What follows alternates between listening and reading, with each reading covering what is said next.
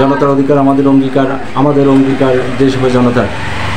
আমি বক্তব্য শুরুতে বলতে চাই, কোটা সংস্কার আন্দোলন ও বৈষম্য বিরোধী ছাত্র আন্দোলনের মাস্টারমাইন্ড ডাকসু সাবেক ভিপি ও গণ অধিকার পরিষদের সংগ্রামী সভাপতি জনতা জনাব নুরুল হক নূর, তেনার অক্লান্ত পরিশ্রমে আমরা গত 2/9/2024 তারিখে গণ অধিকার পরিষদ জিওপি রাজনৈতিক দল হিসেবে এবং ট্রাক মার্কায় নিবন্ধন পেয়েছি। আমরা আজ গণ অধিকার পরিষদ কালীগঞ্জ উপজেলা শাখার পক্ষ থেকে কালীগঞ্জ উপজেলা নির্বাহী কর্মকর্তা জনাব জহির ইমাম ও কালীগঞ্জ উপজেলা ভারপ্রাপ্ত ইনচার্জ অফিসার জনাব ইমতিয়াজ কবির মহোদয়ের সাথে সৌজন্য সাক্ষাৎ করি ও আলোচনা করি।